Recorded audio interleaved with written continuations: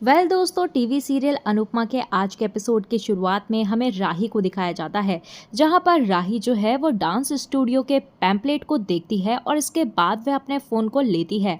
तभी उसके फ़ोन में अचानक से अनुपमा की पिक्चर आ जाती है और फिर वो सोच रही होती है कि ये स्मार्टफोन जो है वो अपना दिमाग लगाने में क्यों लग जाता है। फिर यहाँ पर राही के मोबाइल पर अनुपमा और राही के डांस का वीडियो होता है और वह चल रहा होता है।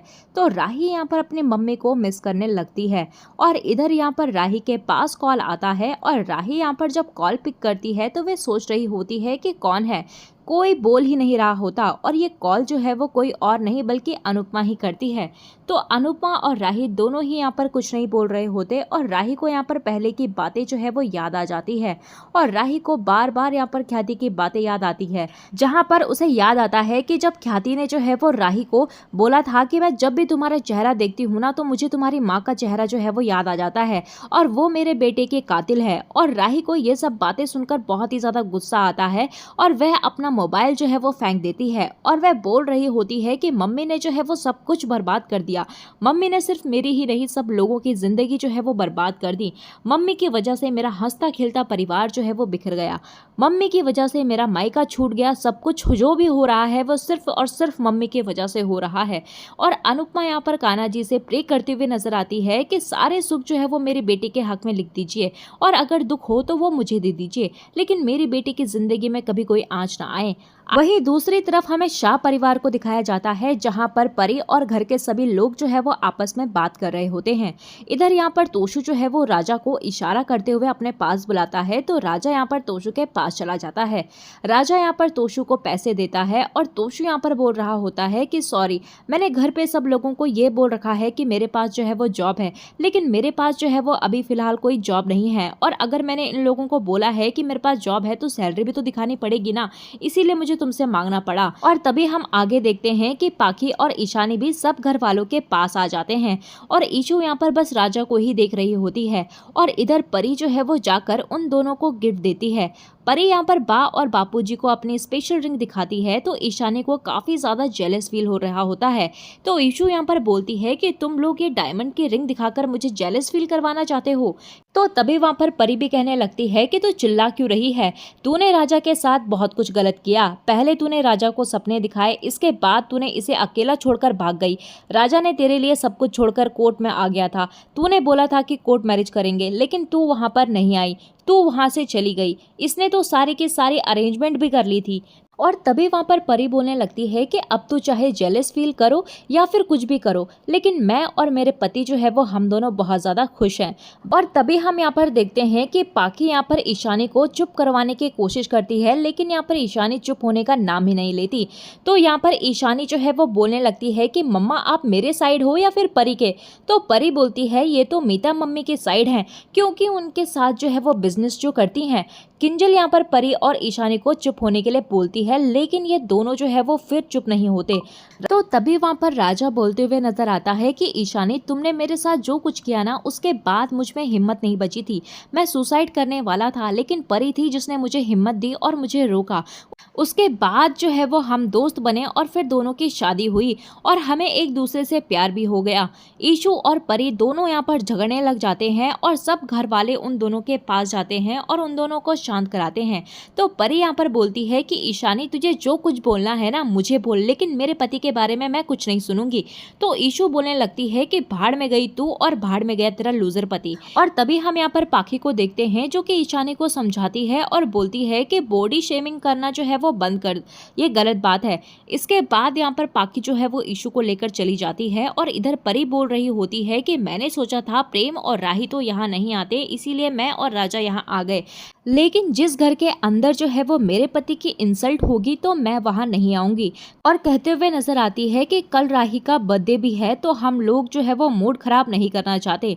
बापूजी भी बोलते हैं कि परी बेटा तुम अपने घर चली जाओ और राही के बर्थडे को अच्छे से सेलिब्रेट करना, भगवान राही को खुश रखें। तो परी बोलती है कि राही जो है वो कितनी परेशान है ये बात तो कोई सोच भी नहीं सकता।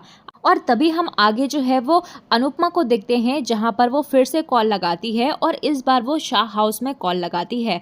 और तभी हम देखते हैं कि यहाँ पर लीला जो है वो कॉल पिक करने वाली होती है, लेकिन बीच में बापूजी आ जाते हैं और बापूजी बोलते हैं हेलो। इधर यहाँ पर अनुपमा जो है वो कुछ भी नहीं बोलती और बस इमोशनल हो जाती है। और इधर हम बापूजी को देखते हैं, जहाँ पर बापूजी भी इमोशनल हो जाते हैं। और तभी यहाँ पर बापूजी को पता चल जाता है कि अनुपमा ही है जो उसे कॉल कर रही हैं। तो तभी यहाँ पर बापूजी बोलते हैं कि तू कहाँ है, और यह मैं पूछूंगा नहीं क्योंकि तू बताने वाली नहीं है, तो तू कैसी है और ये मुझे अच्छे से पता है। दोनों परिवारों से दूर है तो तू बिल्कुल भी खुश नहीं होगी। और कहने लगते हैं कि मैं बस इतना बताना चाहता हूँ कि तेरे बापूजी और दोनों परिवार जो है वो बहुत सुखी हैं। और ये बोलने के बाद यहाँ पर बापूजी जो है वो कॉल रख देते हैं। इधर यहाँ पर बा बोलती है कि किसका कॉल था, तो बापूजी बोलते हैं कुछ नहीं, रॉन्ग नंबर था। तो यहाँ पर बा सोच रही होती है कि हर हफ्ते इसी टाइम पर कॉल आता है और ये दौड़कर कॉल उठा लेते हैं, पता नहीं कौन कॉल करता है। अनुपमा यहाँ पर बोलती हुई नजर आती है कि मुंबई यह वही शहर है जहाँ पर मुझे और अनुज को हमारी छोटी मिली थी। पहले बेटी माँ से दूर हो गई थी, अब माँ बेटी से दूर हो गई है। अनुपमा यहाँ पर अनुज को याद करती हुई नजर आती है और बोल रही होती है कि कल हमारी छोटी का बर्थडे है और मैं तो उसका माथा चूमकर उसे आशीर्वाद भी नहीं दे सकती, चाहे वो मुझसे कितनी भी रूठी हुई हो, दूर क्यों ना हो। मैं बस कान्हा जी से यही प्रे करूंगी कि वह बिल्कुल खुश रहें। और तभी हमें सीरियल में आगे जो है वो गौतम सर को दिखाया जाता है, जहां पर महान गौतम आत्मा जो है वो बोलते हुए नजर आती है कि मैं सब लोगों को बता बता कर थक चुका था कि प्रार्थना और अंश का अफेयर चल रहा है, लेकिन मेरी जो है वो किसी ने नहीं मानी और अब वह दोनों एक ही घर में रह रहे हैं। तो अनिल यहाँ पर बोलता है कि दामाद जी, मैं प्रार्थना को बहुत अच्छे से जानता हूँ, अगर आप इतने ही अच्छे होते ना तो प्रार्थना इस घर को और आपको छोड़कर कभी भी नहीं जाती। मीता यहाँ पर बोलती है अनिल, आप जमाई जी को कुछ भी क्यों बोल रहे हो, इनकी कोई गलती नहीं है, इन्होंने प्रार्थना को थोड़ी ना यहाँ से जाने के लिए बोला था। तो तभी वहां पर अनिल कहने लगता है कि प्रार्थना तो यहाँ से चली गई है, लेकिन अब भी आप जो है वो हमारे घर में क्यों रह रहे हो। तो गौतम बोलता है कि मैं यहाँ पर प्रार्थना का वेट कर रहा हूँ। तो तभी यहाँ पर अनिल भी जवाब देता है कि वो तो आप अपने घर जाकर भी कर सकते हैं। तो मीता बोलती है अनिल से कि अनिल, आपको जमाई जी को ये सब नहीं बोलना चाहिए था। अनिल यहाँ पर बोलता है कि तुम अभी उसे जानती नहीं हो। तो तभी वहाँ पर मीता बोलती है कि ये तो जमाई जी थे जिसकी वजह से हमारा कारोबार चल रहा है, वरना मोटा भाई तो अपने बेटे के दुख के अंदर इतने ज़्यादा खो गए थे कि उन्होंने तो कारोबार ही बंद करवा देना था, तो कंपनी बिल्कुल जो है वो ठप होने वाली थी। ये तो जमाई जी की अच्छाई है जो उन्होंने कंपनी को ठप नहीं होने दिया और प्रार्थना के जाने के बाद भी वे कंपनी को संभाल रहे हैं। तो अनिल यहाँ पर बोलता है कि मुझे पता है इसके बगैर कंपनी नहीं चल सकती, लेकिन ये भी हमारी कंपनी के बगैर नहीं चल सकता। और तभी हम यहाँ पर मीता को देखते हैं जो कि कहते हुए नजर आती है कि चाहे जहर का घूंट भी क्यों ना हो, लेकिन हमें पीना ही पड़ेगा, क्योंकि अनुपमा जी ने हमारे घर में ऐसा हमला किया है जिसकी वजह से सब कुछ बर्बाद होने वाला है।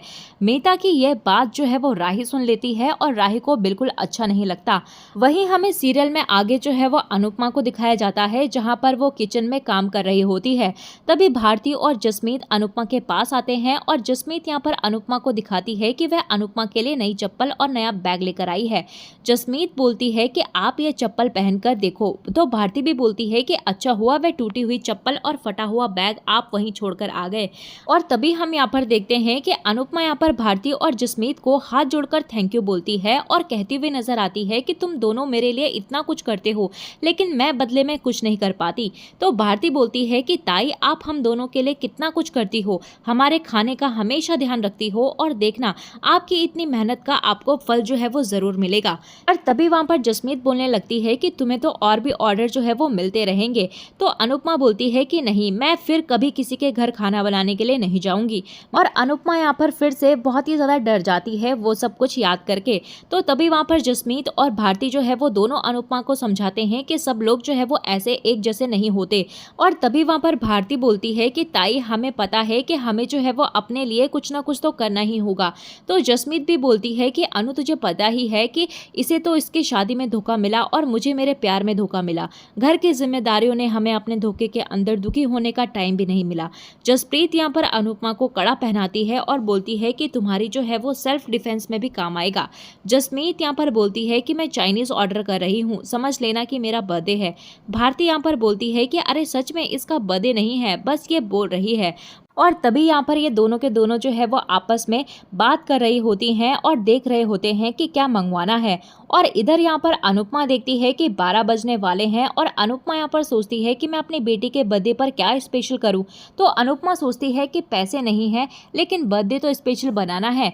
इधर हम राही को देखते हैं। राही यहाँ पर देखती है कि 12 बजने वाले हैं और राही सोच रही होती है कि मेरा बर्थडे किसी को भी याद नहीं है। तभी यहाँ पर राही को परी और राजा के झगड़े की आवाज़ सुनाई देती है और राही दौड़कर बाहर जाती है तो वह देखती है कि यहाँ कोई नहीं है। तभी यहाँ पर अचानक से लाइट ऑन होती है और सब लोग यहाँ पर राही को हैप्पी बर्थडे बोल रहे होते हैं। और राही यहाँ पर परी और राजा को बोलती है कि इसका मतलब तुम दोनों बस लड़ने का नाटक कर रहे थे। राजा यहाँ पर बोलता है कि हाँ। फिर हम देखते हैं कि राही यहाँ पर पराग के पास जाकर उसका आशीर्वाद लेती है और राही यहाँ पर प्रेम को बोलती है कि प्रेम, मैंने सोचा था मेरा बर्थडे किसी को याद नहीं होगा। तो प्रेम बोलता है कि राही, मैं खुद को भूल सकता हूँ लेकिन ये दिन कभी नहीं भूल सकता। राही यहाँ पर बहुत ही ज़्यादा खुश हो जाती है और पराग भी बोलता है कि राही, अब जल्दी से तुम केक काट लो। और तभी हम देखते हैं कि राही की नज़रें जो है वो ख्याति को ढूंढ रही होती है लेकिन ख्याति वहाँ पर नहीं होती और सब लोग होते हैं। तो इसी के साथ दोस्तों एपिसोड जो है वो ख़त्म हो जाता है। तो आने वाले अपकमिंग प्रोमो में हमें देखने के लिए मिलने वाला है कि राही का बर्थडे जो है वो सेलिब्रेट कर रहे होते हैं सबके सब और सब जो है वो बहुत ज़्यादा खुश होते हैं। लेकिन इधर राही यहाँ पर अपसेट हो जाती है और वो बस ख्याति के रूम की तरफ ही देख रही होती है और वह सोचती है कि माँ यहाँ पर नहीं आई। और वहीं यहाँ पर पराग कहते हुए नजर आता है कि राही चलो अब हम केक कट करते हैं। तो राही यहाँ पर केक कट करने ही वाली होती है कि तभी वहाँ पर ख्याति आ जाती है और ख्याति को जो है वो बिल्कुल भी अच्छा नहीं लगता कि घर में जो है वो खुशी मनाई जा रही है। तो ख्याति यहाँ पर सब लोगों को बोलती है कि यहाँ जो है वो सब कुछ क्या चल रहा है। ख्याति यहाँ पर चीज़ों को इधर उधर फेंकती है और डेकोरेशन को खराब कर देती है और वो बोलती है कि मेरा बेटा इस दुनिया से चला गया और तुम लोग यहाँ पर मेरे बेटे के जाने के दुख की जगह खुशी मना रहे हो।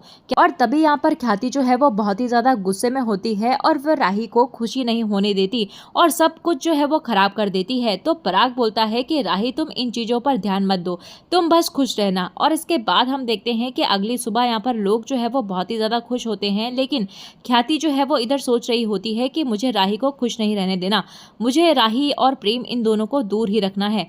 पराग यहाँ पर राही को बोलता है कि राही, तुम्हारे लिए एक गिफ्ट है। पराग एक लिफाफा राही को देता है। राही यहाँ पर जब लिफाफे को खोल रही होती है तो उसके अंदर एक एड्रेस होता है। तो तभी वहाँ पर राही पूछती है कि पापा ये किसका एड्रेस है। तो तभी वहाँ पर पराग कहने लगता है कि ये जो है वो डांस टीचर का एड्रेस है और मैं उन्हें अच्छी तरीके से जानता हूँ, तो मुंबई जाकर अपने सपने को पूरा करो। राही यहाँ पर बहुत ही ज़्यादा खुश हो जाती है और इधर ख्याति सोच रही होती है कि अगर राही मुंबई चली जाएगी तो प्रेम यहीं रहेगा क्योंकि वह जो है वो बिजनेस को संभाल रहा है। तो ख्याति भी यहाँ पर खुश होती है कि राही जो है वो प्रेम से दूर चली जाएगी। इधर राही जो है वो बहुत ही ज़्यादा एक्साइटेड होती है कि वह मुंबई जाकर अपने डांस के सपनों को पूरा करेगी। प्रेम भी यहाँ पर राही के लिए बहुत ही ज़्यादा खुश होता है और पराग यहाँ पर राही को जब ये गिफ्ट देता है तो माही को बिल्कुल अच्छा नहीं लग रहा होता। तो दोस्तों आपको क्या लगता है कि ख्याति जो है वो जो कुछ भी कर रही है राही के साथ वो बिल्कुल सही कर रही है या फिर गलत कर रही है? आप हमें अपनी राय जो है वो कमेंट सेक्शन में ज़रूर बताइएगा। मिलते हैं आपको नए एपिसोड में नए अपडेट के साथ, तब तक के लिए नमस्कार। वीडियो पसंद आई हो तो वीडियो को लाइक शेयर सब्सक्राइब ज़रूर कीजिएगा।